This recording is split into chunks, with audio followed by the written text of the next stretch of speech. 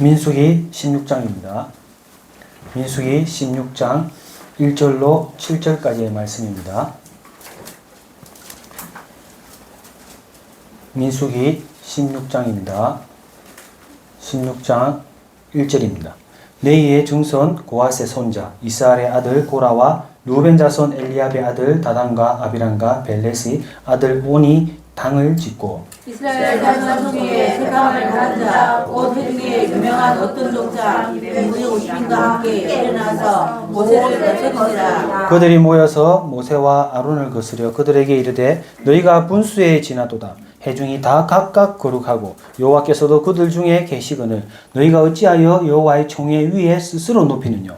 모세가 듣고 엎드렸다가 고라와 그 모든 무리에게 말하여 가로되 아침에 여호와께서 자기에게 속한 자가 누구인지 거룩한 자가 누구인지 보이시고 그 자를 자기에게 가까이 나오게 하시되 곧 그가 택하신 자를 자기에게 가까이 나오게 하시리니 이렇게 하라. 너 고라와 너희 모든 무리는 향로를 취하고 내 여호와 앞에 그 향로에 불을 담고 그 위에 향을 두라. 그때 여호와의 택하신 자는 거룩하게 되리라. 레위 자손들아 너희가 너무 분수에 지나치니라. 아멘.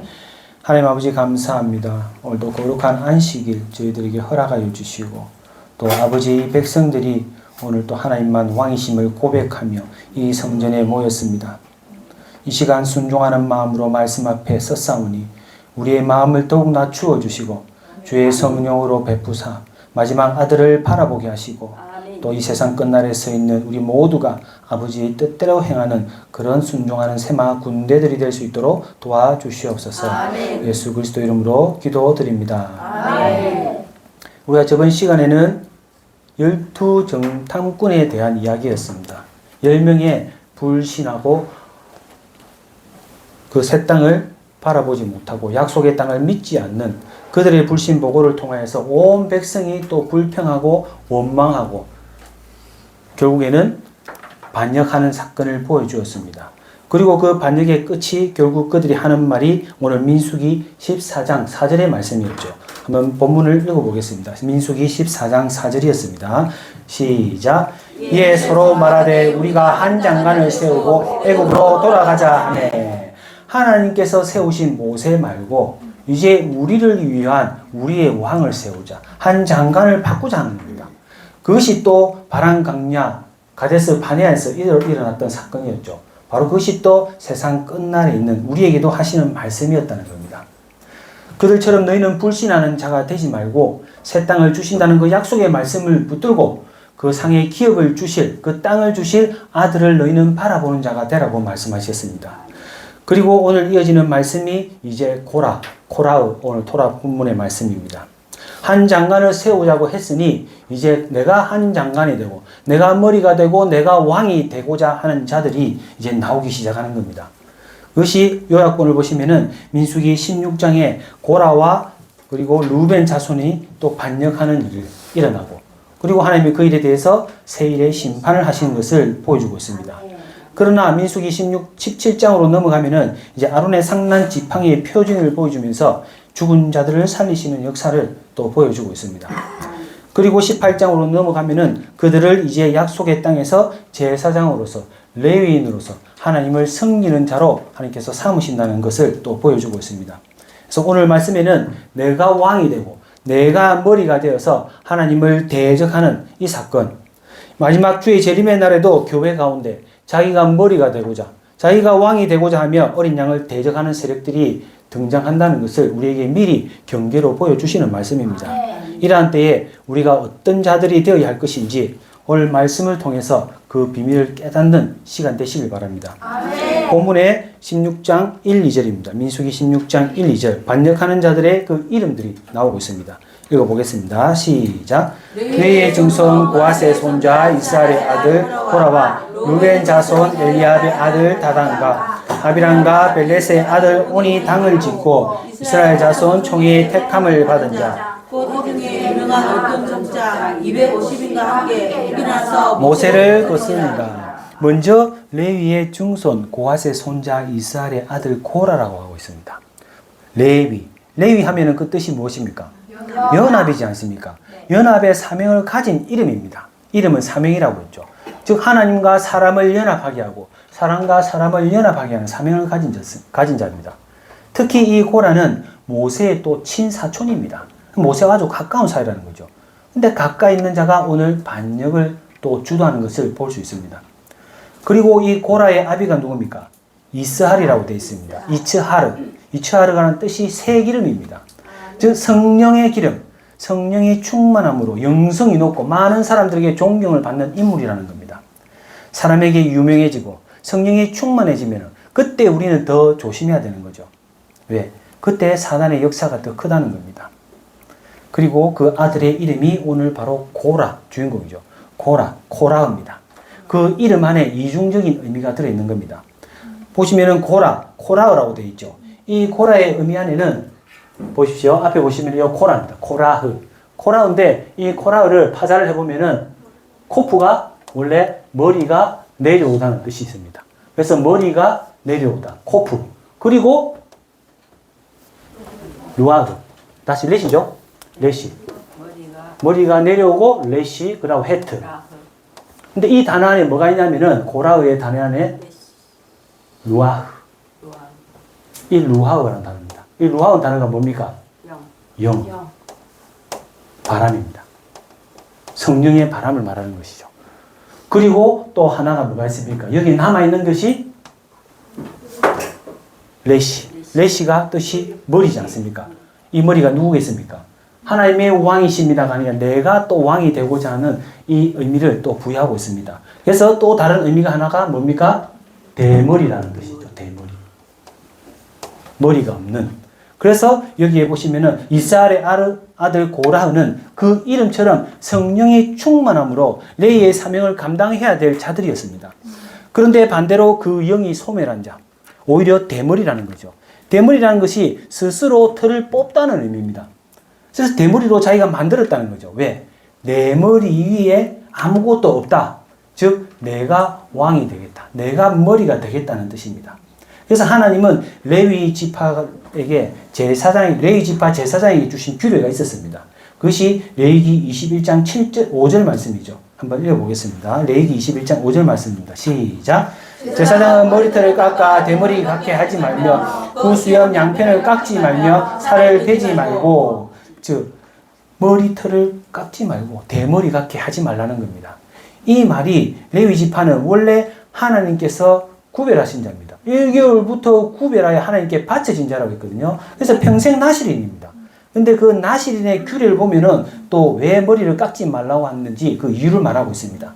민수기 6장 7절 말씀이죠. 읽어보겠습니다. 시작. 그 부모 형제 자매가 죽은 때는 그로 인하여 더럽히지 말 것이니 이는 자기 몸을 구별하여 하나님께 드리는 표가 그 머리에 있습니다. 나실인은 자신을 구별하여서 하나님께 드린 날로부터 너희는 머리를 깎지 말라고 하고 있습니다. 그러므로 그 머리 길이가 무엇입니까? 머리는 내가 하나님과 연결되어 있는 또 그 연수를, 그 길이를 또 말해주고 있는 겁니다. 그런데 고라는 지금 스스로 삭도를 대어서, 칼을 대어서 머리털을 밀어버린 자라는 겁니다. 내 머리 위에 무엇이 있는 것이 싫다는 겁니다. 고라의 영적 상태를 그대로 지금 보여주고 있는 겁니다. 그러나 우리의 머리가 누구인지 오늘 분명히 알라고 말씀하신 것이죠. 고린도전서 11장 3절입니다. 읽어봅니다. 시작. 각 남자의 머리는 그리스도요, 여자의 머리는 남자요, 그리스도의 머리는 하나님이다. 우리에게 머리가 있는 것은 머리가 대신 왕이 누구신지 알라는 겁니다. 남자의 머리도 그리스도시요, 여자의 머리는 남자라. 그리고 그리스도의 머리는 하나님이시다. 하나님께서 아들을 우리에게 주셨고 모든 교회의 머리도 주셨다고 에베소서 1장에서 우리에게 말하고 있습니다. 그러나 코라는 내가 머리다, 내가 왕이라고 지금 말하는 겁니다. 그런 자들이 모여서 지금 오늘 당을 지었다고 말하고 있습니다. 당을 짓다, 라카라고 되어 있죠. 데려오다, 빼앗고 탈취하여 취하다. 탈취하듯이 사람들을 꿰어서 그리고 자기에게 데려와서 당을 짓는다는 겁니다. 그리고 함께 대적하는 자로 취해버린다는 겁니다. 함께 일어서서 거스르다. 쿰 파님이라고 되어 있죠. 쿰은 일어나는 것을 말하는 겁니다. 그리고 파님은 얼굴 앞에서. 즉 지금 모세 앞에서 지금 대적하는 것처럼 보이지만 결국 이것은 하나님의 얼굴 앞에서 바로 일어나서 지금 대적하는 것이라는 겁니다. 당시 레위의 세 아들 중에 고앗은 원래 차자였습니다. 차자였지만 우리가 앞에서 살펴보았듯이 차자임에도 불구하고 지성물이죠. 즉 법궤라든지 일곱 등대, 진설병 떡상이라든가 분향단 아주 지극히 거룩한 것을 운반하는 아주 중요한 직무를 맡았던 겁니다. 그런데 그 중대한 일을 할 때 더 겸손함으로 조심히 다뤄야 될 것을 지금 스스로 내가 중요한 일을 하니 내가 스스로 중요한 사람이라고 지금 여기는 겁니다. 그게 교만해진 것이죠. 그만큼 자칫하면은 교만하기 쉬운 그런 자리에 또 있었던 겁니다. 또 이 코라가 보십시오. 나중에 보면은 뒤에 또 말하겠지만 250명의 유명한 족장들을 또 지휘 진두하면서 모세를 대적할 수 있도록 그런 영향력을 가진 자라는 것을 알 수 있는 겁니다. 그런 높은 자리에 있을 때에 더 교만하기 쉽다는 겁니다. 이 일에 또 동조한 자들이 있죠. 두 번째, 루벤 자손 엘리압의 아들 다단과 아비람과 벨레스의 아들 온이 또 당을 짓는 일에 동조하는 겁니다. 그러니까 루벤 지파는 우리가 잘 알고 있듯이 이들은 12아들 중에 원래 장자 지파였습니다. 맞죠? 장자였죠. 그러나 장자권을 빼앗기는 일이 있었다는 겁니다. 이 또한 교만이었기 때문이라는 겁니다. 창세기 49장 3절과 4절 말씀입니다. 읽어보겠습니다. 시작. 너는 내 장자요 나의 능력이요 나의 기력의 시작이라. 유강이 초등하고 권능이 탁월하다마는 물에 끓음 같다 쓴즉 너는 탁월치 못하리니 내가 아비의 침상을 올라 더럽혔음이로다. 그가 내 침상에 올라섰도다. 이름은 사명이라고 했습니다. 루우벤, 오늘로 레우벤이죠. 라, 보다라는 뜻과 그 다음에 벤, 아들이라는 뜻이 합쳐진 겁니다. 즉 아들을 보라는 뜻입니다. 장자로서 아들을 바라보라는 겁니다. 그러니까 아들이 올 때까지 이 아들의 말씀을 듣고 이제 네가 장자니 이제 동생들 11명을 데리고 12이서 뭘 하라는 겁니까? 하나님의 집을 짓는 그 사명을 감당하라는 겁니다. 그 사명 때문에 루벤은 장자로서 탁월한 복을 다 받았다는 겁니다. 그런데 교만하여서 오히려 아비의 침상에 올라갔고 아비의 권위에 올라간 것이죠. 즉 하나님의 세운 아버지 하나님 위에 지금 올라간 것입니다. 내가 왕이 되겠다고 지금 루벤은 그렇게 했던 겁니다. 결국 그 교만 때문에 장자권까지 빼앗긴 것이죠. 그 루벤의 자손의 이름을 보십시오. 하나같이 믿음의 신앙이 있는 이름들입니다. 첫째가 엘리압이요, 알리압은 하나님의 아버지라 그 이름을 부르는 자라는 겁니다. 그리고 다단이죠. 하나님의 법에 신실한 자. 하나님의 법을 사랑함으로 그 마음을 하나님의 법에 기울이는 자라는 겁니다. 아비람이죠. 아버지의 이름을 높이며 날마다 영광 올리는 자. 그런 사명을 가진 자라는 겁니다. 그런데 반대로 이들이 당을 짓고 반역을 도모한 것입니다. 문제는 지금 그것으로 끝나는 것이 아니라는 겁니다. 더 점진적으로 누룩이 온 땅에 온 몸을 퍼지듯이 온 이스라엘 진영 가운데 점진적으로 더 반역의 역사가 일어나고 있는 겁니다. 이제 유명한 족장 250명 여호와의 총회에 들어가는 즉 유명한 족장 정치적으로 유명하고 영향력 있는 자들이라는 겁니다. 그들이 250인이라. 왜 250인이라고 말씀하셨을까요? 우리 히브리어는 철자가 숫자고 숫자가 또 히브리 글자라고 했죠. 그래서 250입니다. 이 200이라는 단어가 레시 머리란다. 그 다음에 50 눈이죠. 눈. 이 두 단어를 합치니까 뭐가 나옵니까? 니르. 이 니르는 무엇입니까? 등불입니다. 등불.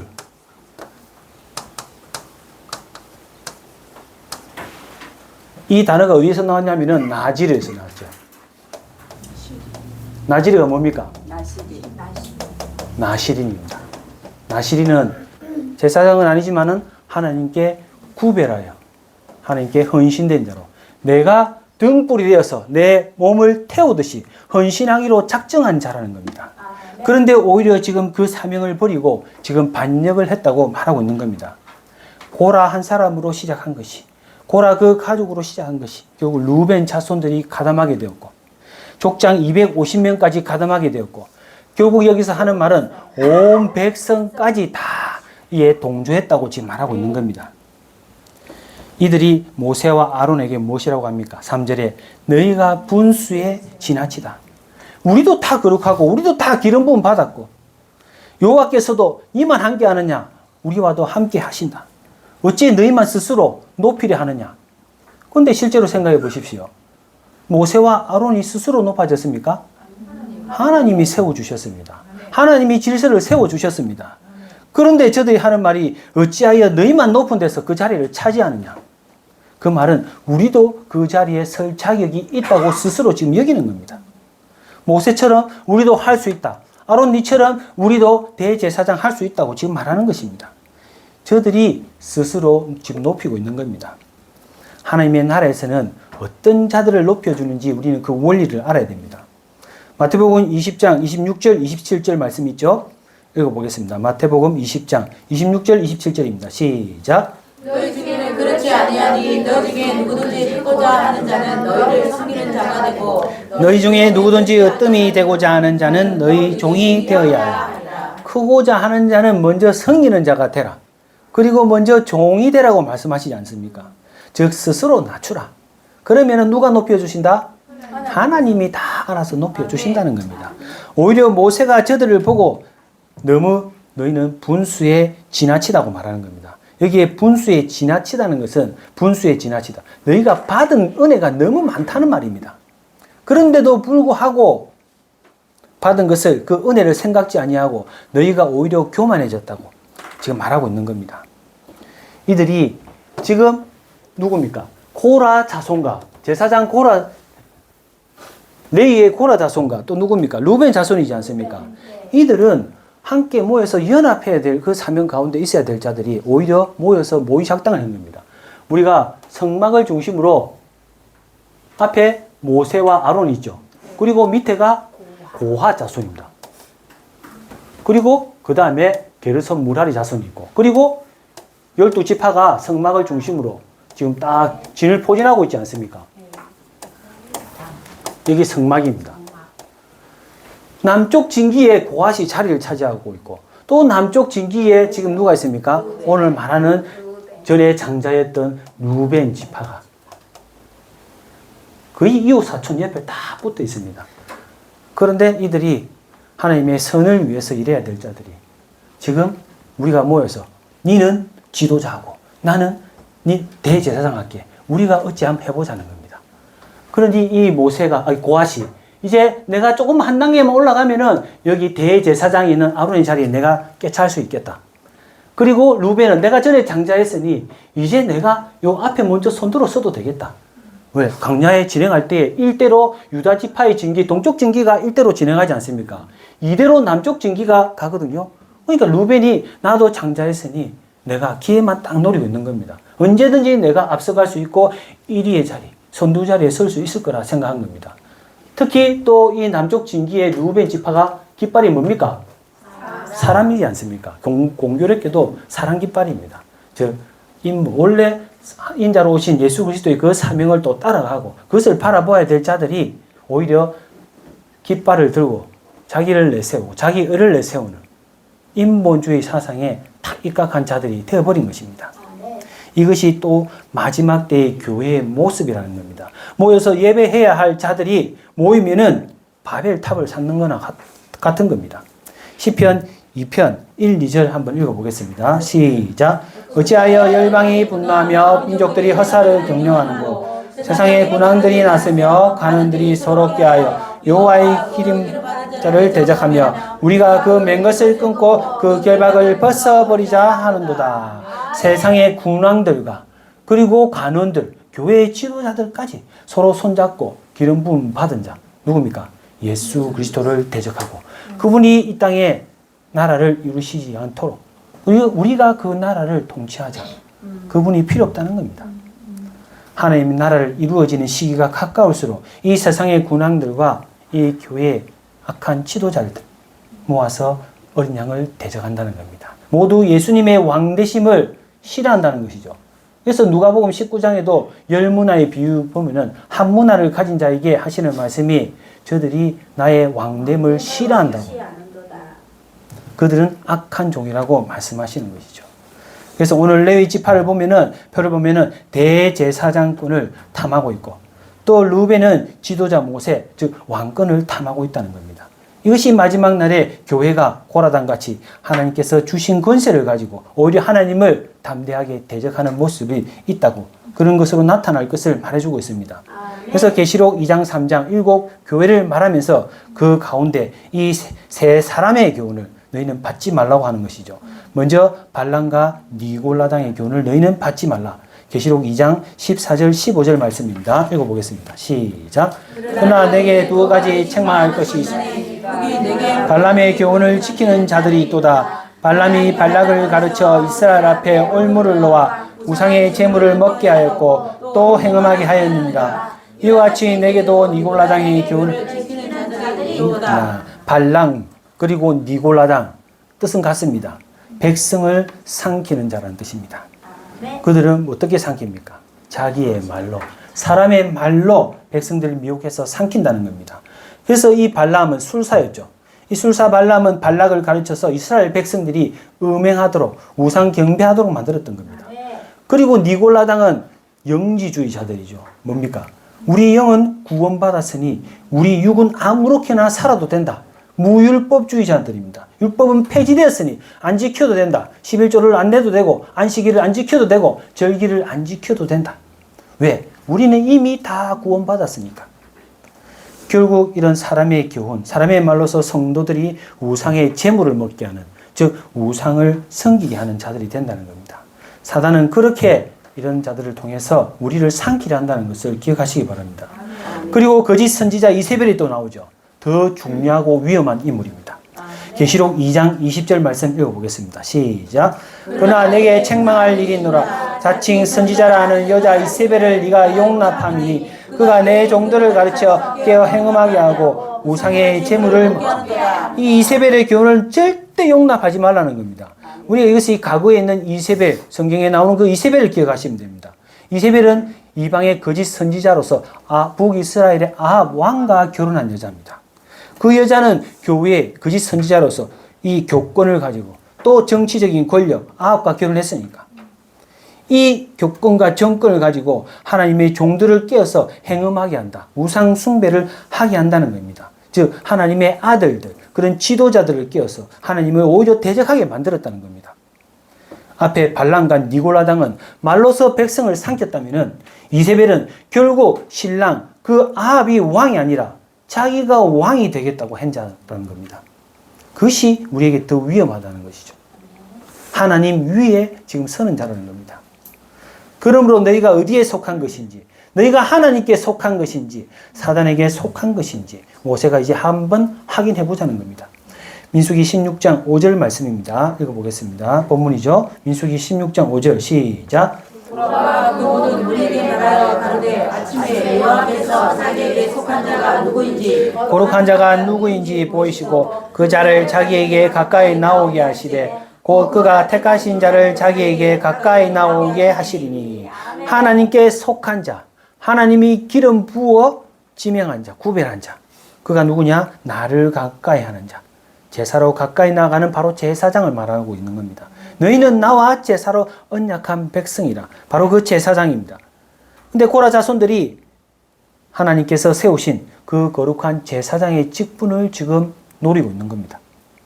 하나님은 어떤 자들을 하나님께 가까이 나오게 하시는지 사무엘상 2장 30절 말씀 읽어보겠습니다. 사무엘상 2장 30절 시작.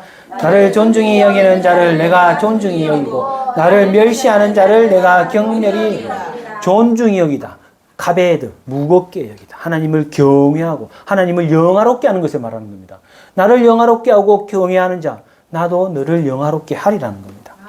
그리고 나를 멸시하는 자, 칼날, 나를 가볍게 여기고 나를 멸시하는 자, 예배를 멸시하고 말씀을 멸시하는 자, 나도 너를 저주하리라 멸시하리라 말하는 겁니다. 그럼 하나님은 어떤 자들을 세우시느냐? 사무엘상 2장 35절입니다. 시작. 내가 나를 위하여 충실한 제사장을 일으키니 그 사람은 내 마음에 내 뜻대로 행할 것이라.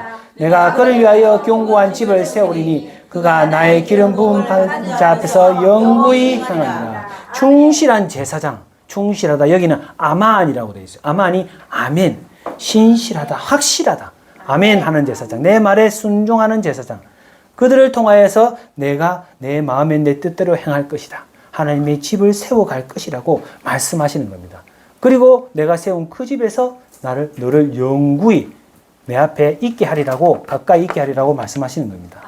그래서 하나님께 속한 대제사장이 이제 누구인지 밝히기 위해서 뭐라고 합니까? 이제 향로를 취하라고 말하는 겁니다.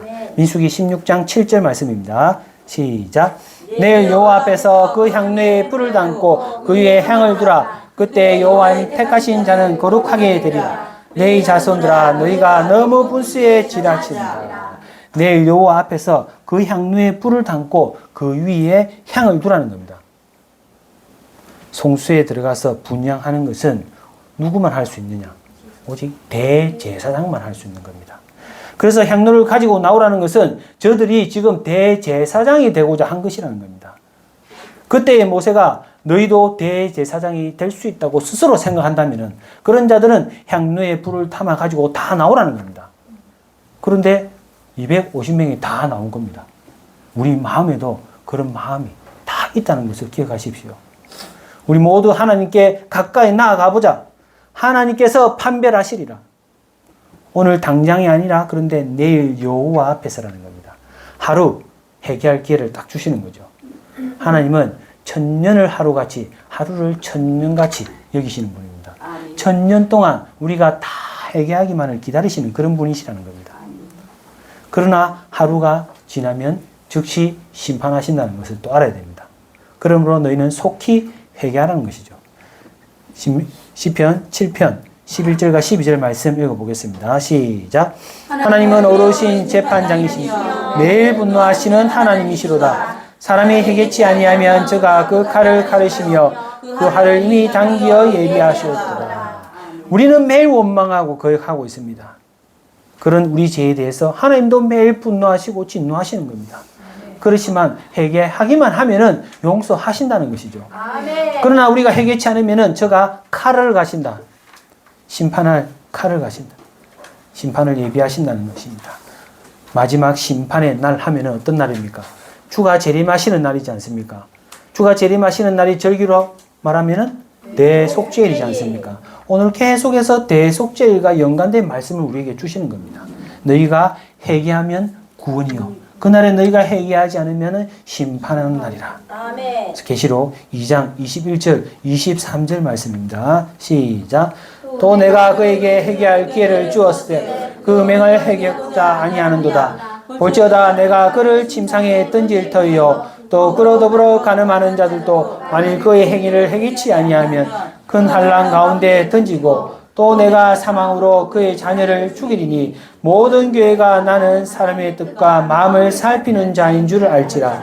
내가 너희 각 사람의 행위대로 갚아주리라. 하나님은 먼저 심판이 오기 전에 회개할 기회를 먼저 주시는 분이십니다.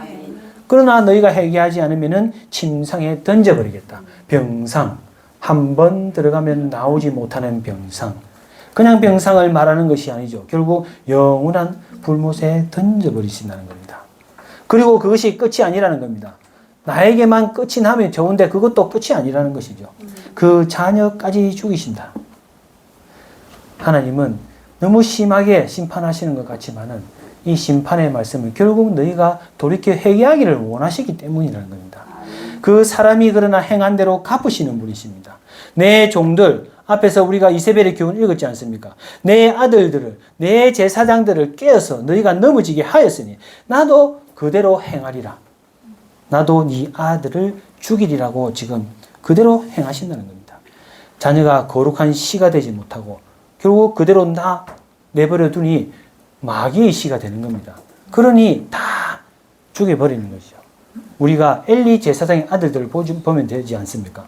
그들은 예배를 멸시하였고 그리고 하나님의 말씀을 멸시하였으므로 그 엘리 제사장의 아들도 죽이고 그 손자까지 다 씨를 멸하시는 것을 볼 수 있는 겁니다.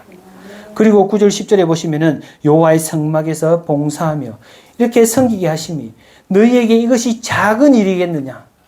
지금 모세가 지금 이 고아 자손들에게 말하고 있는 겁니다. 이 고아 자손들. 너희가 이것을 작은 일로, 비천한 일로 너희가 여기겠느냐? 우리는 하나님께서 맡기신 일에 대해서 아무리 작은 일이라 할지라도, 나는 비천할지라도 하나님의 일에는 비천한 일이 없습니다. 모두 거룩한 일입니다. 사람의 보기에는 작은 일이라도 그러므로 우리는 충성을 다해야 된다는 겁니다. 달란트 비유를 통해서도 우리에게 말씀을 주셨죠. 마태복음 25장 23절 말씀 읽어보겠습니다. 시작. 그 주인이 이르되 잘하였도다. 착하고 충성된 종아, 네가 작은 일에 충성하였음에 네가 많은 것으로 네게 맡기리니 내 주인의 즐거움에 참여하리라. 10달란트, 5달란트, 1달란트 모두 동일하게 하신 말씀입니다. 이 땅에 우리가 하는 일은 큰 일은 없습니다. 모두 작은 일입니다. 그렇지만 그 작은 일에 너희가 충성을 다하기만 하면은 이렇게 칭찬하신다는 것이죠. 작은 일에도 충성하는 자들을, 착하고 충성된 종이라 하지 않습니까? 그런 자들을 하나님의 나라에 데려가서 이제 더 큰 일을 맡기시는 겁니다. 하나님 나라가 어떤 나라입니까? 하나님 나라는 고린도전서 1장에도 작은 자, 미련한 자를 택하시고 약한 자를 택하신다고 했습니다. 바로 그 나라가 이사야 60장 22절이죠. 앞에 화면을 보시고 한번 읽어보시면 되겠습니다. 이사야 60장 22절입니다. 시작. 작은 자가 천을 이루겠고 그 약한 자가 강국을 이룰 것이라.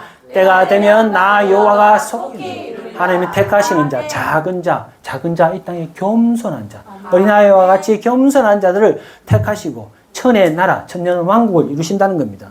그리고 약한 자가 강국을 이룰 것이라. 우리가 지렁이같이 약할지라도 이가 날카로운 타작기계 같이 하나님이 만들어 사용하시고 그 나라를 이루시겠다는 겁니다. 반대로 스스로 내가 지혜롭다고 하는 자, 스스로 내가 높이는 자, 교만한 자, 그런 자들은 반드시 망한다는 거죠. 본문에 프린트문에 잠언 16장 18절 19절이죠. 읽어보겠습니다. 시작. 교만은 패망의 선봉이요 교만한 마음은 넘어짐의 앞잡이니라. 겸손한 자와 함께하여 마음을 낮추는 것이 교만한 자와 함께하여 탈취물 능욕하니라. 여기에 교만은 패망의 선봉이요. 이 선봉이라는 단어와 교만한 마음은 넘어짐의 앞잡이라는 단어가 같은 단어가 되어 있어요. 선봉과 앞잡이, 파님이라고 되어 있습니다. 파님이 바로 얼굴이라는 뜻입니다. 네 얼굴 앞이라는 겁니다. 즉 교만한 자의 얼굴 바로 앞에는 무엇이 있다? 파멸, 패망이 있다는 겁니다. 그리고 거만한 마음은 또 그 얼굴 앞에 또 파멸이라는 겁니다. 파멸이 기다리고 있다는 겁니다. 저주와 사망이 기다리고 있다는 거예요. 하나님은 교만한 자가 아니라 자기를 낮추는 자, 바로 겸손한 자와 함께 하신다는 것이죠. 그러므로 우리는 지극히 작은 일이라도 충성을 다하는 겸손한 자가 되라는 것이죠. 그들의 얼굴 앞에는 무엇이 있다? 생명과 복이 있다. 새 땅이 기다리고 있는 겁니다. 이제 12절에서 14절에 이런 모세의 경고에도 불구하고 계속해서 이 루벤 자손 다단과 아비람, 이 모세의 말에 계속 거역을 하고 있습니다. 근데 여기에서 지금 한 사람이 빠지가 있죠? 온이 빠지고 있지 않습니까? 앞에서 우리가 읽을 때에 다단과 아비람과 온이 있었지 않습니까? 온이 빠졌습니다. 앞에 회개할 기회를 주었을 때에 온이 회개한 것입니다. 지금 빠져가 있다는 것이죠. 그러나 회개하지 않는 자 모세를 보고 뭐라고 합니까? 네가 우리 위에 왕이 되려 하느냐? 이것이 이렇게 말하지만 자기의 지금 본심입니다. 내가 왕이 되고자 하는 겁니다. 장자였던 이 루벤 자손들이 자신들이 아직도 지금 장자라고 여기면서 자신들이 왕이 되고자 지도자 모세를 지금 탐하고 있는 겁니다. 고라 자손은 내가 대제사장이 되겠다고 지금 설치는 자들이었고, 루벤은 무엇입니까? 내가 왕이 되겠다고 하는 자들이라는 겁니다. 그러니까 니는 왕하고 나는 대제사장하고 우리가 그 나라를 세워서 우리가 여차여차 한번 해보자는 겁니다. 하나님은 이런 반역한 자들을 심판하기 위해서 하나님의 편의 선자와 그리고 사람 편의 선자, 신본주의와 인본주의의 선자들을 구별하시는 겁니다. 구별해서 하나님이 취할 것은 취하시고 구원할 자는 구원하시고 또 심판할 자는 심판하신다는 겁니다.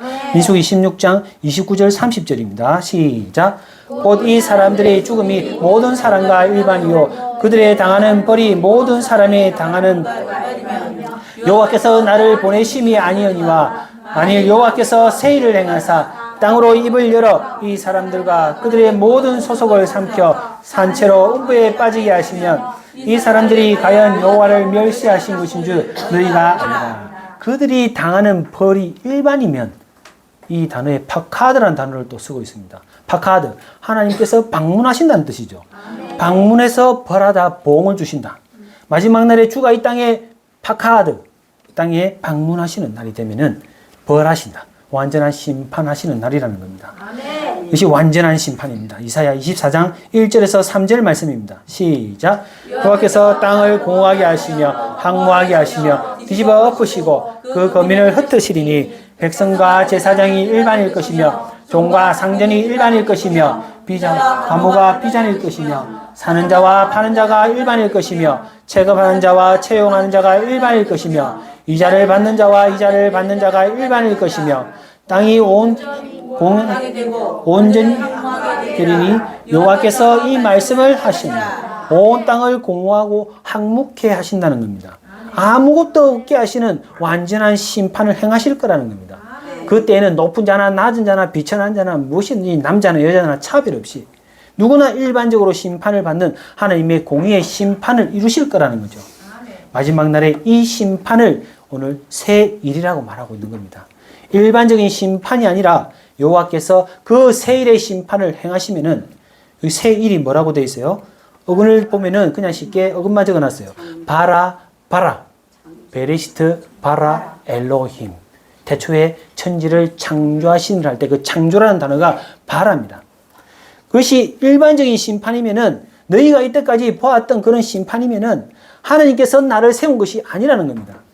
그렇지만 너희가 지금까지 본 적도 없는 창조적인 새로운 심판을 하실 거라면 그 심판을 보면 하나님께서 나를 세운 것이 맞다는 것을 너희는 알라는 겁니다. 너희는 나를 거역한 것이 아니라 결국 누구를 거역한 것이다? 여호와 하나님을 반역한 것이라고 말하고 있는 겁니다. 그들이 여호와를 멸시한 것이죠. 결국 그 심판이 이루어지는 것입니다. 31절과 33절에 보시면은 모든 말을 마치는 동시에 땅이 쩍 갈라집니다. 그리고 땅이 그들을 삼켜버리는 것이죠. 그리고 34절, 35절에는 불로 소멸하는 심판을 보여주십니다. 고라를 따랐던 그 250인 그들을 불로 소멸시키는 것이죠. 하나님이 세우신 자들을 대적하는 자들 반드시 땅으로 갈라 삼키시고 또 마지막 날에 불로서 심판하신다는 것을 예표로서 보여주고 있는 겁니다. 그럼 마지막 날의 세일의 역사, 그 세일의 역사가 무엇인지 이사야 선지자를 통해서 말씀해 주신 겁니다. 이사야 42장 14절과 15절 말씀입니다. 읽겠습니다. 시작. 내가 오랫동안 고요히 하며 잠잠하여 쳤으나 이제는 내가 해산하는 여인같이 부주짖니 숨이 차서 심히 헐떡이 내가 항목케 하며 그 초목을 마르게 하며 강들로 섬이 되게 하며 못들을 마르게 할 것이다. 하나님은 참으실 때가 있고 그리고 마지막 심판하실 때가 있습니다. 구약의 이스라엘 역사를 통해서 4,000년을 하나님이 기다리셨다면 예수님이 오신 이후로 2,000년 동안 우리 위해서 참고 계신 겁니다. 그러나 마지막 날에는 이제 내가 해산하는 여인같이 부르짖으리라. 초림으로 예수님이 오신 때는 속죄 사역만 하셨지만은 이제 재림으로 오실 때는 심판입니다. 그날에 큰 산과 작은 산은 나라를 이야기합니다. 큰 나라, 작은 나라, 모든 열방의 나라들을, 나를 대적하는 나라들을 내가 심판할 것이라는 겁니다. 그리고 그 심판 이후에 또 세일의 더 큰 역사가 있죠. 이사야 43장 19절의 말씀입니다. 시작. 보라 내가 세일을 행하리니 이제 나타낼 것이라. 너희가 그것을 알지 못하겠느냐. 정령이 내가 강야의 길과 사막의 심판 이후에 세일을 또 행하신다는 겁니다. 이는 강야의 길과 사막의 강을 내는 것이라. 황폐한 땅을 심판하시고 새하늘과 새 땅, 새 창조의 역사를 하실 거라는 겁니다. 그러나 앞에 계속 심판을 계속 하신다고 말씀하시는 것이 결국 너희가 새 창조의 역사에 들어가게 하시려고 하시는 겁니다. 그러나 이런 날이 오기 전에 무엇이 먼저 있다? 심판이 있다는 것을 너희는 반드시 기억하라는 겁니다. 마지막 날에 내가 왕이 되고자 하는 자들을 반드시 내가 심판하신다는 것을 먼저 기억하라는 것이죠. 계시록 18장 7절과 8절 말씀입니다. 시작. 그가 어떻게 자기를 영화롭게 하였으며 사치하였든지 그만큼 고난과 애통으로 갚아주라. 그가 마음에 말하기를 나은 요왕이라 앉은 자요 아니라 결탄코 애통을 당하지 아니하리라 하니 그러므로 하루 동안에 그 재앙들이 이르리니 불에 살라지리니 그를 심판하신 주 하나님은 강한 자이시니라. 하나님께 지금 영광을 올리지 않습니다. 뭐라고 하고 있습니까? 내 영광을 위해서 나를 영화롭게 하는 자라는 겁니다. 그리고 내가 여왕이다. 그리고 나는 가부가 아니다. 왕도 아니고 왜 여왕이라고 할까요? 교회라는 겁니다. 여자라는 겁니다. 신랑 대신 예수님의 왕대심인데 그것을 싫어하고 신부된 교회가 내가 이제 여왕이 되겠다는 겁니다. 그러므로 나는 심판받을 자가 아니라 내가 왕이니 내가 심판할 자라는 거죠. 앞에서도 이세벨은 남편 왕을 세우는 것이 아니라 자기가 왕이 되겠다고 했지 않습니까? 마지막 날에도 남편이신 예수님이 필요 없고 내가 여왕이라 하는 자, 하나님의 자리에 앉는다는 겁니다. 그런 자들을 하루 동안에, 즉 하루 동안, 심판의 날이 언제라고 했습니까? 재림의 날이요, 그날이 대속죄, 그 욤 기푸르, 그 하루 동안에 불로 살라버리는 멸망을 하실 거라는 겁니다. 그분이 누구시다? 강하신 자라. 8절 끝에 그분만이 우리의 왕이시라는 겁니다.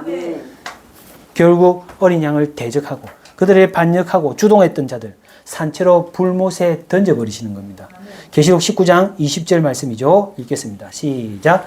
짐승이 잡히고 그 앞에서 이적을 행한 거짓 선지자도 함께 잡혔으니 이는 짐승의 표를 받고 그의 우상에게 경배하는 자들 이적으로 미혹하던 자라. 이들이 산채로 유황 불붙는 못에 던지우고 세상 나라 하나님을 대적하는 적 그리스도 짐승도 잡히고 또 성도들을 음행하게 만든 교회 안에 거짓 선지자도 잡히고 그들은 산채로 불못에 던져버리시는 겁니다.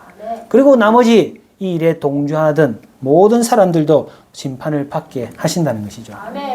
이것이 마지막 날에 있을 그 심판을 지금 예표하고 있는 겁니다. 그리고 민수기 16장 37절 본문을 또 읽어보겠습니다. 민수기 16장 37절이죠. 시작. 너는 제사장 아론의 아들 엘레사를 명하는 불붙는 가운데서 향로를 취하여다가 그 불을 타처에 쏟으라. 그 향로는 거룩함이라. 타처에 쏟으라. 자라 할레아라고 되어 있죠. 자라가 까부르다. 키질하는 것을 말합니다. 바람 부는 날에 키질해서 쭉정이를 날려버리는, 개같이 날려버리는 그 키질을 말하는 겁니다. 그리고 흩어버린다. 어디로? 할레아, 먼 곳으로, 보이지 않는 곳으로 다시는 보이지 않게 하신다는 것이죠.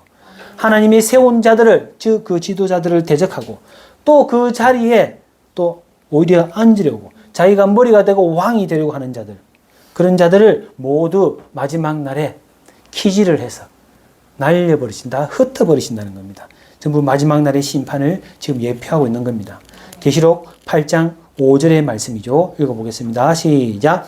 천사가 향로를 가지고 단위의 불을 담아 내성과 음성과 그 향로를 가지고 제단에 불을 담아서 쏟아버린다는 겁니다. 쏟아버리는데 그것이 그 안에 내성과 음성과 번개, 지진, 하나님의 심판의 음성이 같이 들리는 겁니다. 하나님의 마지막 심판이라는 겁니다. 그리고 그 향로를 가지고 표를 만들라고 하죠. 반드시 이것을 기억하라는 겁니다. 되도록 기억하라. 왜? 이것이 궁극적으로는 마지막 날에 우리에게 있을 일이라는 겁니다. 민수기 16장 38절 말씀입니다. 시작. 사람들은 번제하여 그 생명을 스스로 해야 하였거든. 그들이 향로를 요 앞에 드렸으므로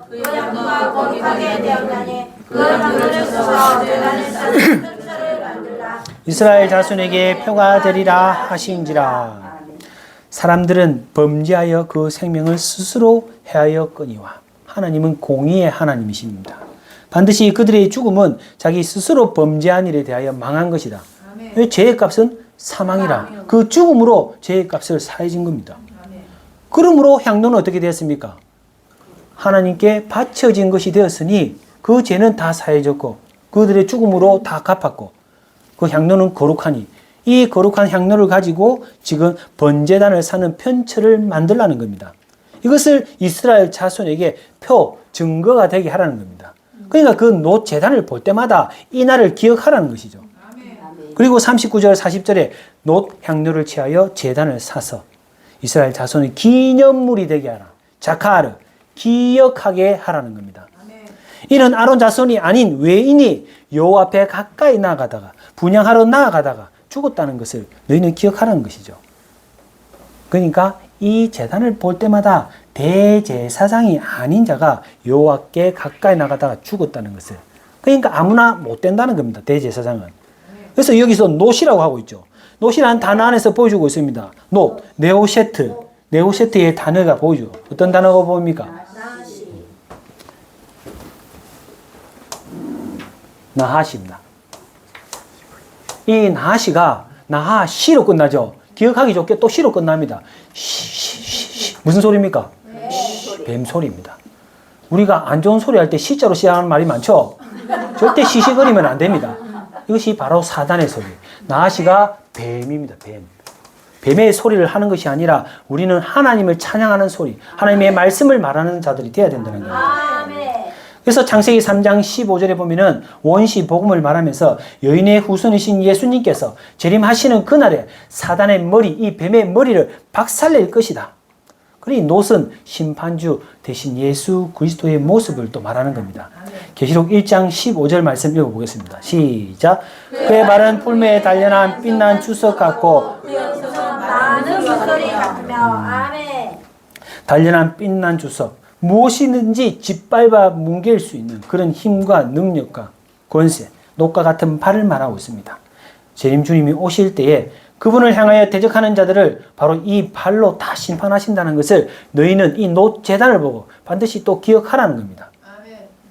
제사장이 아닌 자가 교만하여서 분향하였더니 어떤 일이 생겼습니까? 이스라엘 역사 가운데 그런 왕이 있었죠. 역대하 26장 16절과 21절을 읽겠습니다. 시작.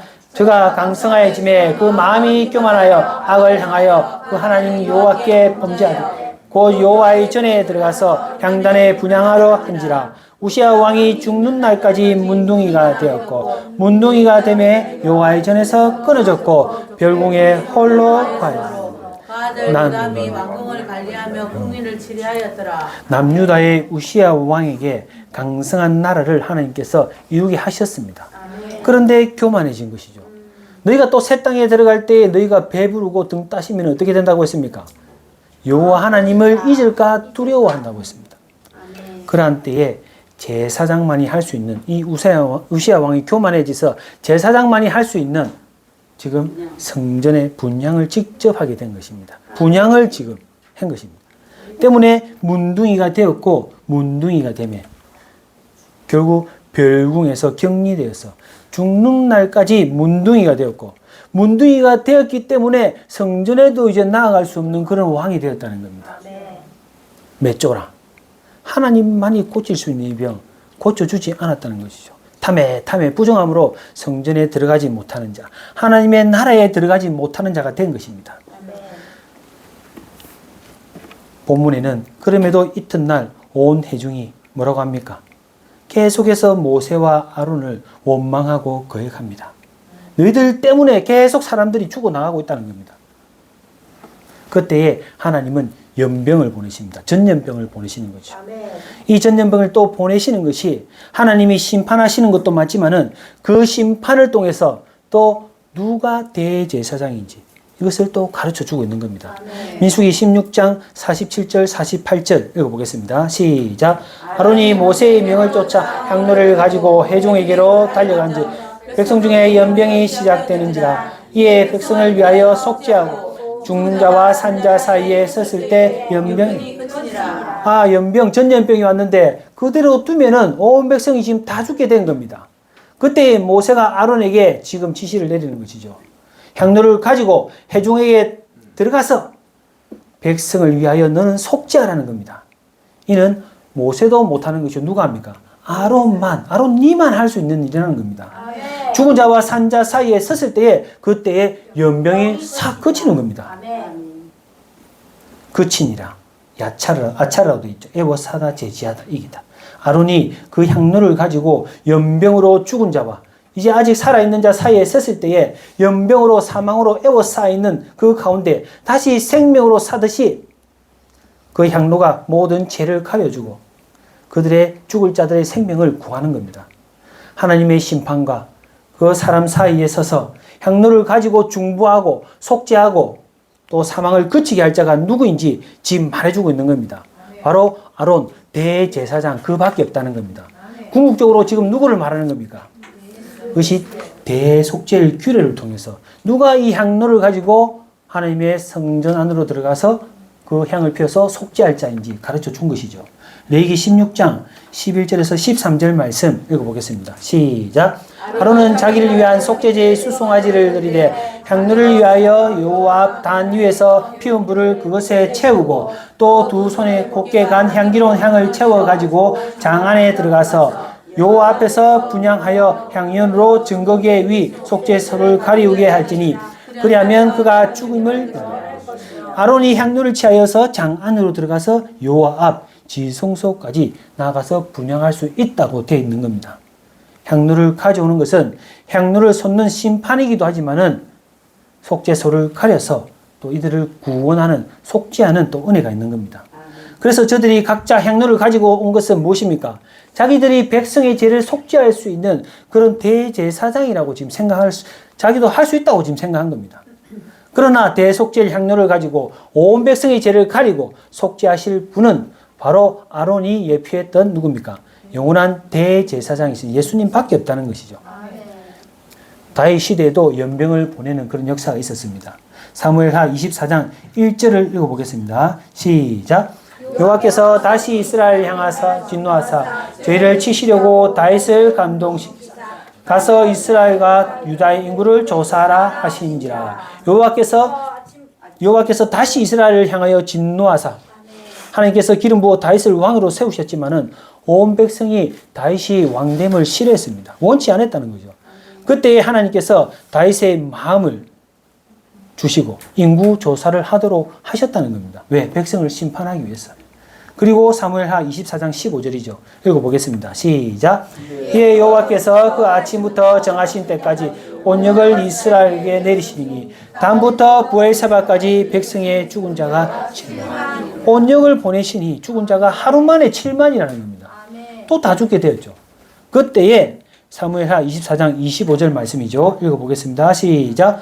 그곳에서 여호와를 위하여 단을 쌓고 번제와 화목제를 드렸더니 이에 여호와께서 그 땅을 위하여 기도를 들으시매 이스라엘에게 내리는 재앙이 그쳤다. 다윗이 아라우나의 그 타작마당에서 단을 쌓고 번제를 드렸더니 재앙이 탁 그쳐버리는 겁니다. 그 장소가 바로 아라우나의 타작마당이라. 그것을 역대하 3장 1절에는 이삭을 번제로 드린 바로 그것이 모리아산이요. 솔로몬 성전이 세워진 것이요. 예수님이 장차 십자가에 달리실 갈보리 언덕이라고 말하고 있는 겁니다. 대제사장으로 오실 예수 그리스도의 십자가의 죽으심, 자신을 번제로 드림으로써 온 백성의 죄를 속죄할 수 있다는 것을 이 사건을 통해서 보여주셨습니다. 그래서 이스라엘 가운데 저들이 범죄로 말미암아 계속 지금 죽어나가는 상황이지 않습니까? 코라가 죽어나갔고 그리고 그에 가담한 루벤 그 자손들이 계속 또 땅을 갈라 상킴을 당해버리고 또 유명한 족장 250인까지 죽어나가고 이제 연병으로 계속 사람이 죽어나가는 겁니다. 이 죽어나가는 가운데도 그들은 어떻게 하고 있습니까? 계속 원망하고 낭망하고 있는 겁니다. 그러니 이들은 어떻게 되겠습니까? 결국 그대로 놔버리면 다 죽는다는 겁니다. 그때에 지금 레위의 지팡이 뭡니까? 이제 이 말씀을 주시는 겁니다. 레위기 17장의 말씀이죠. 그대로 두면 다 죽을 것 같으니 이제 하나님은 이 레위의 누구 지팡이? 아론의 상난 지팡이의 말씀을 주시는 겁니다. 17장 2절 3절에 보시면은 각 종족을 따라 족장들이 지팡이 하나씩 취하라는 겁니다. 그리고 거기에 각 족장의 이름을 하나씩 쓰고 아론의 지팡이에는 레위의 지팡이에는 아론의 이름을 쓰라는 겁니다. 그래서 이 죽은 지팡이에서 삭이 나게 하는 이 표를 통해서 생명을 살리는 자가 누구인지 대제사장이 누구인지 또 가르쳐 주시는 겁니다. 민수기 17장 4, 5절입니다. 시작.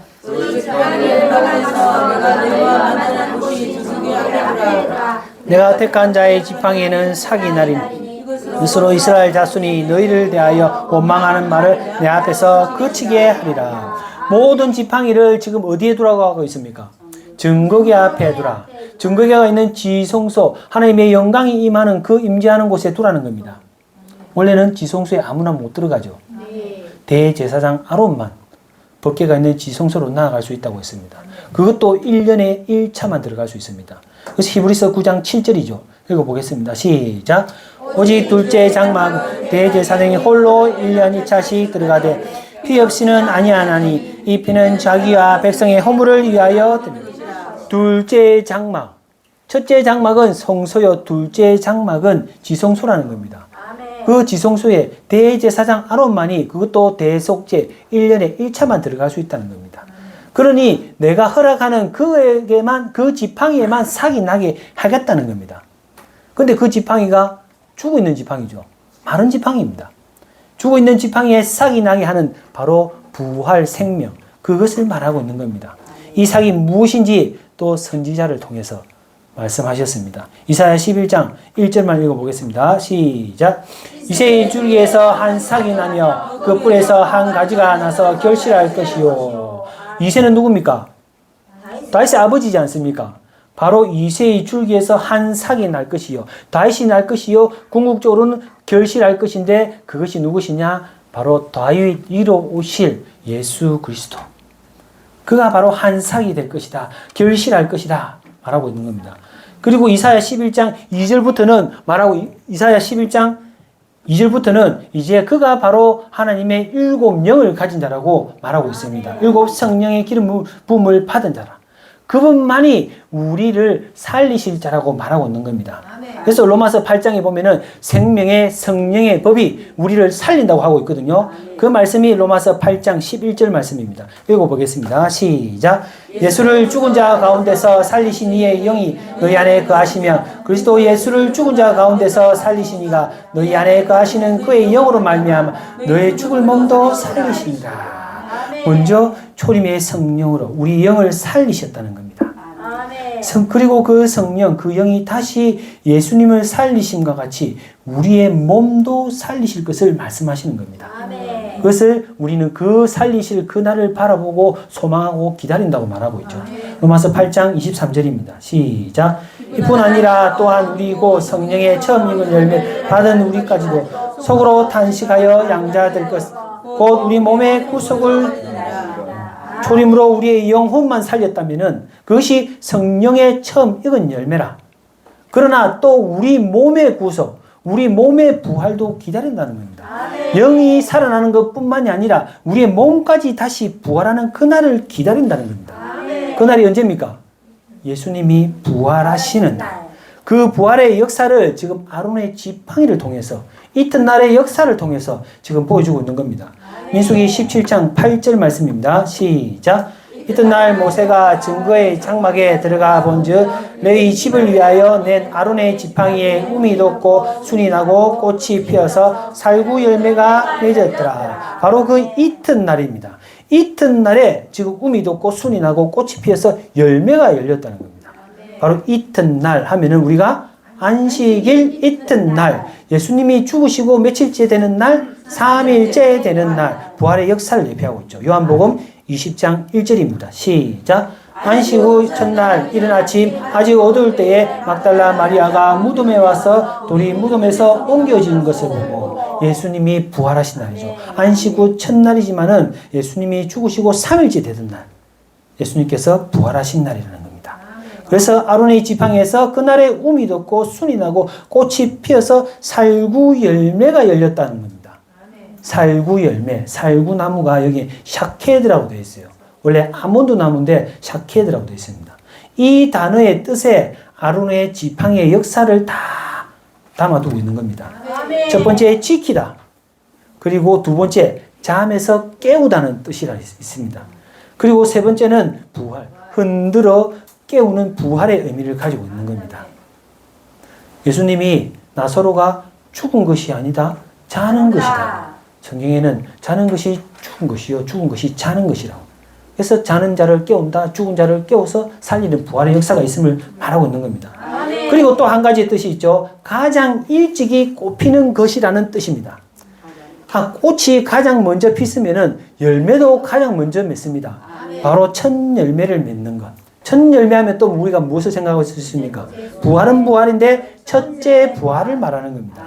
즉 죽은 지팡이에서 꽃이 피고 살구 열매를 맺는 것은 우리 몸의 부활을 말하는 것이요 또 첫째 부활을 또 말하는 겁니다. 고린도전서 15장 20절 말씀 읽어보겠습니다. 시작. 그러나 이제 그리스도께서 죽은 자 가운데서 다시 살아나는 자들의 첫 열매가 되셨다. 예수님께서 십자가에 죽으시고 3일째 부활하심으로 죽은 자 가운데서 첫 번째로 부활하신 부활의 첫 열매, 곧 잠자는 자들의 첫 열매가 되셨다. 부활의 첫 열매가 되신 예수 그리스도를 말하는 겁니다. 그에 따라 그 이후부터도 계속 이제 부활할 것을 말씀하신 것이죠. 마지막 날에도 동일합니다. 이 지팡이 같은 갈대의 역사, 죽은 자를 살리는 이 사케드의 살구나무 지팡이의 역사가 또 있다는 겁니다. 이사야 계시록 11장 1, 2절입니다. 1절입니다. 시작. 또 내게 지팡이 같은 갈대를 주며 말하기를 일어나서 하나님의 성전과 제단과 그 안에서 경배하는 자들을 청하되. 그 지팡이를 가진 자, 그 지팡이를 가진 자가 무엇을 합니까? 앞에 보십시오. 마지막 우리에게 한 일회가 있다가 있죠? 우리에게 한 일회, 7년의 환란이 남아있다고 했습니다. 그리고 이 한 일회 가운데 오늘 금방 말하는 전 3년 반, 1260일 동안 이것이 다시 예언하는 것이 금방 갈대 같은, 지팡이 같은 갈대를 가지고 다시 예언하는 사명을 감당하는 것을 말하고 있는 겁니다. 그리고 이 증거를 마치게 되면 1260일 증거를 마치게 되면 뭐라고 되어 있습니까? 원래 죽는다고 되어 있습니다. 그러나 죽는 역사로 끝나는 것이 아니라 다시 3일째에 살리는 역사가 있다는 샤케드의 부활의 역사가 있다는 것을 또 말해주고 있는 겁니다. 계시록 11장 11절 12절입니다. 읽어보겠습니다. 시작. 3일 반 후에 하나님께로부터 생기가 저희 속에 들어가며 저희 발로 일어서니 구경하는 자들이 크게 두려워하더라. 하늘로부터 큰 음성이 있어 이리로 올라오라함을 듣고 구름을 타고 하늘로 올라가니 저희 원수들도 구경하더라. 예수님은 3일 만에 살아나셨다면 두 증인 1260일 증가는 지팡이 같은 갈대로 증가하는 이들은 3일 반 후에 그들에게 무엇이 들어가고 온다고 하고 있습니다. 생기가 들어가더라. 그 생기로 말하자니 하늘로부터 큰 음성이 있는데 이리로 올라오라 하는 소리가 들린다는 겁니다.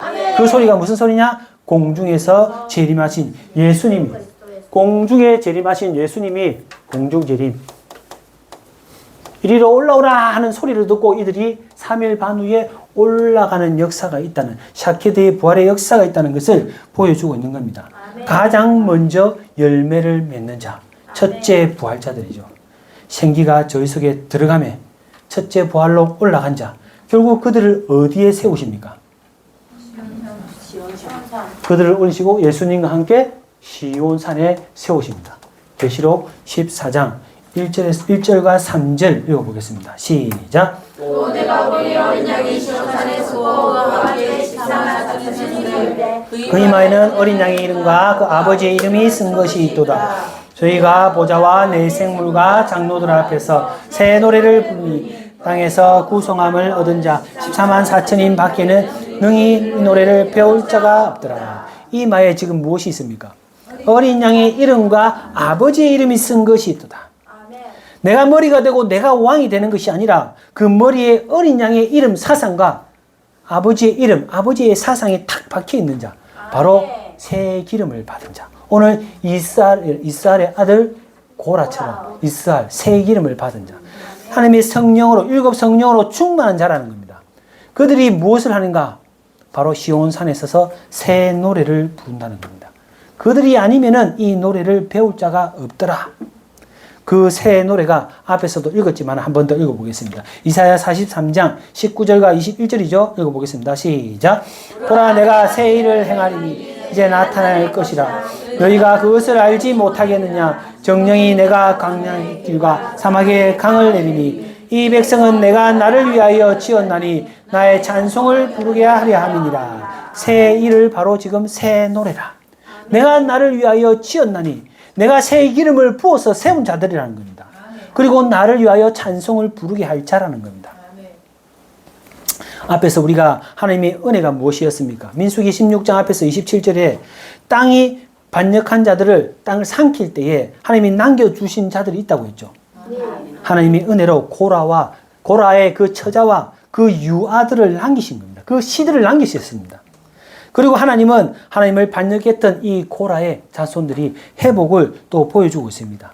이스라엘의 아들 고라, 새 기름으로 충만한 아들, 그 고라의 자손들이 새 기름으로 충만하여 하나님을 찬양하는 자로, 하나님의 찬양의 노래를 부르는 자로 하나님이 남기셨다는 것을 시편을 통해서도 우리에게 보여주고 있습니다. 시편 42편부터 49편까지, 그리고 뒤에도 84편부터 나오지만 총 12편의 찬양하는 노래를 바로 이 고라 자손들을 통해서 부르는 것을 보여주고 있습니다. 12편, 완전한 회복을 또 보여주시는 것이죠. 그것이 시편 42편 1절에서 3절 말씀 먼저 읽어보겠습니다. 시작. 하나님이여 사슴이 시냇물을 찾기에 갈급한 같이 내 영혼이 주를 찾기에 갈급하니이다. 내 영혼이 하나님 곧 생존하신 하나님을 갈망하노니 내가 어느 때에 나아가서 하나님 앞에 배울고 사람들이 종일 나더러 하는 말이 내 하나님이 어디 있느냐 하니 내 눈물이 주야로 음식이 되었다. 목마른 사슴같이. 지금 코라만큼 성전에 다시 들어가기를 사모하는 자들이 없었다는 겁니다. 교만하여 하나님을 대적함으로 성전에서 쫓겨난 이 코라 자손들이 이제 그냥 있었던 것이 아닙니다. 그냥 있다가 성전에 다시 들어가게 된 것이 아닙니다. 언제 다시 주를 배웠고 언제 하나님 앞에 내가 다시 나아갈 수 있을까? 회개하는 눈물로 날마다 그 음식이 눈물이 될 만큼 날마다 눈물을 흘리며 회개했다는 것입니다. 그리고 시편 42편 11절입니다. 읽어보겠습니다. 시작. 내 영혼아 네가 어찌하여 낭망하여 어찌하여 내 속에 불안하여 하는고 너는 하나님을 바라라. 나는 내 얼굴을 도우시는 내 하나님을 오히려 찬송하리로다. 스스로 또 다짐하고 하나님도 이렇게 다짐하라고 말씀하십니다. 내 영혼아 낭망치 말지어다. 불안해하지 말지어다. 우리가 어떤 상황 가운데서도 낭망치 말고 불안해하지 말 것은 결국 하나님은 오늘 이 시편을 통해서도 고라 자손들을 성전에 다시 들어가게 하신다는 겁니다. 하나님께 소망을 두고 오히려 주가 재림하시는 그날을 바라보며 너희는 찬송하라 찬송하라. 결국 회복하시는 것이죠. 하나님을 반역하고 자기가 왕이 되려고 한 이 코라의 자손들을 통해서 다시 만왕의 왕을 찬송하는 그 시를 지어서 노래하게 하셨다는 겁니다. 시편 45편 1절만 읽어보겠습니다. 시작. 내 마음에 좋은 말이 넘쳐 왕에 대하여 지은 것을 말하리라. 내 혀는 필객의 붓과 같도다. 좋은 말을 하게 하신 겁니다. 좋은 말, 토부입니다. 하나님의 집을 세우는, 하나님의 나라를 세우는 세일의 역사를 노래하게 하신 것이죠. 누구를 통해서 그 세일의 역사를 하십니까? 바로 왕에 대하여 노래를 부르는 겁니다. 그리고 내 혀는 필객의 붓과 같도다. 빠르고 능숙하다는 뜻입니다. 필객, 사파르 마하르. 그리고 글솜씨가 뛰어난 바로 서기관의 붓끝과 같다는 것입니다. 하나님께서 이 자손들이 다시 성전에 들어가기를 구하면서 회개할 때에 새 기름을 다시 충만하게 부어주셨고 하나님의 영으로 충만하게 하시니 절로 왕의 찬양을 하고 그리고 왕이 세우실 그 나라를 지금 노래를 부르는 겁니다. 그 나라를 반드시 그 왕에게 기업으로 주신다는 것이죠. 그리고 시편 45편 16절과 17절을 읽어보겠습니다. 시작. 왕의 아들들이 왕의 열조를 계승할 것이라. 왕의 저희로 온 세계의 군왕을 삼으리라. 그 나라는 만세히 기억해 하니 그러므로 만민이 왕을 영영히 찬송하리라. 예수님이 그 나라의 왕이 되시고 또 그와 함께 다스릴 자가 있는데 그 다스릴 자가 바로 새 기름으로 감람 기름으로 충만한 자들이다. 그들이 바로 어린 양의 이름과 아버지의 이름이 새겨진 14만 4천이라고 말하고 있는 겁니다. 예수님이 그 나라를 통치하시고 그들을 분봉왕으로 세워서 내가 함께 다스리겠다고 하는 겁니다. 내가 그 나라를 영원하리로다 영원하리로다 찬양하는 겁니다. 이렇게 그들을 성전에 들어가게 하신 것뿐만이 아니라 새 일, 새 노래의 역사를 보게 하는 선견자로서 하나님이 기름 부어서 다 예언하게 하셨다는 겁니다. 마지막 때에 만왕의 왕이 오심을 대적하는 그런 교회들 가운데 고라와 같이 또 우리도 누구나 할 것 없이 그 안에 악한 영이 다 들어 있습니다. 그렇지만은 그런 반역하는 그런 왕이, 내가 왕이 되고자 하는 그런 영이 우리 안에 있을지라도 하나님은 다시 내가 반역하지 않도록 새 기름, 7 성령을 부어주시고 우리도 새 노래를 부르게 하신다는 것을 반드시 기억하시기 바랍니다. 그런 자들을 새 땅에서도 오직 하나님만 섬기는 왕된 자로서 제사장 된 자로서 반드시 세우신다는 것을 기억하시기 바랍니다. 내가 스스로 머리가 되고 내가 스스로 왕이 되고 제사장이 되는 것이 아닙니다. 하나님이 이 땅에서 충성되어 이 작은 일에 너희가 충성을 다한다면은 내가 새 땅에서도 그렇게 머리가 되고 왕이 되고 제사장이 되게 하시겠다는 말씀이죠. 민수기 28장 1, 2절입니다. 시작. 여호와께서 아론에게 이르시되 너와 내 아들들과 내 종족은 성소에 대한 죄를 함께 담당할 것이요 너와 내 아들들은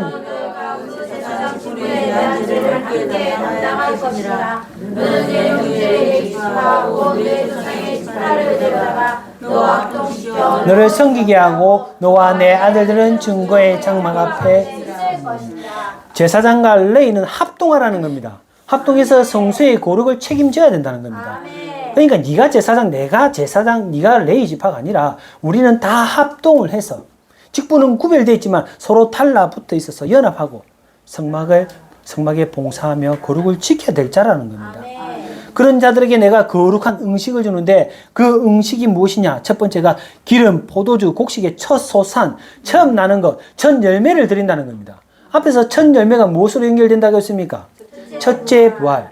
계시록 20장 4절에 가면은 첫째 부활은 예수님과 함께 왕노릇 할 자들이라고 했습니다. 그리고 11조를 드리는데 레위인과 제사장에게 11조를 기업으로 지금 주신다는 겁니다. 즉 너희를 내가 제사장으로 삼겠다는 겁니다. 즉 앞에는 왕이요 뒤에는 제사장이요 너희를 왕같은 제사장으로 세워주시겠다는 겁니다. 이를 미리 우리를 이 시대에 벌써 우리를 왕같은 제사장으로 세워주셨다는 것을 기억하시기 바랍니다. 계시록 1장 5절 6절입니다. 시작. 또 정성된 증인으로 죽은 자들 가운데서 먼저 나시고 땅의 임금들의 머리가 되신 예수 그리스도로 말미암아 은혜와 평강이 너희에게 있기를 원하노라. 우리를 사랑하사 그의 피로 우리 죄에서 우리를 해방하시고 그 아버지 하나님을 위하여 우리를 나라와 제사장으로 삼으신 그에게 영광과 능력이 세세토록 있기를 원하노라. 아멘. 충성된 증인 되신 예수님께서 죽었다가 살아나심으로 첫 열매가 되셨고 그의 피로 우리를 사서 나라와 제사장, 이 나라는 말쿠토 샤말 왕국을 이야기하는 겁니다. 그 나라의 왕으로 그리고 우리를 그 나라의 제사장으로 삼으셨다는 겁니다. 이는 또 새 땅에서도 그렇게 삼겠다고 말씀하신 겁니다. 내가 스스로 머리가 되려고 하지 말고 내가 교만하여 스스로 왕이 되려고 하지 말고 그런 대머리 고라가 아니라 이스라엘의 고라의 영을 가진 그 사명을 회복하는 자, 즉 새 기름으로 7 성령으로 충만한 자, 그런 자가 되어서 마지막 날에 우리가 지팡이 같은 이 갈대를 가지고 다시 연하는 이 말씀으로 새 노래를 부르는 그런 사명을 감당하는 우리 세마 선교 교회 되시길 바랍니다. 그런 자들을 반드시 새 땅에 뿐만이 아니라 천년 동안 뿐만이 아니라 세세토록 또 왕노릇 하신다는 것을 기억하시기 바랍니다. 계시록 22장 3절에서 5절 말씀 읽고 마치겠습니다. 시작.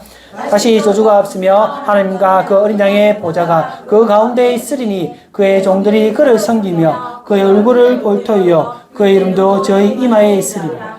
다시 밤이 없겠고 등불과 햇빛이 쓸데없으니 이는 주 하나님이 저희에게 빛이심이라. 저희가 세세토록 왕노릇 하리로다. 하나님의 보좌가 가운데 있고 그리고 어린 양의 보좌가 있는 새 예루살렘 통치가 이루어지는 그때에 예수님의 얼굴을 마주하면서 그 얼굴을 보는 자, 그 이마에 이름이 있으리라. 새 기름으로 충만한 자들을 이제 새 땅에 뿐만이 아니라 영원토록 세세토록 왕노릇 하시리로다. 우리가 모두 합동하여서 새 이름, 7 성령의 기름 부은 이스라엘의 아들 고라의 사명을 감당하시기 바랍니다. 기도하고 마치겠습니다. 하나님 아버지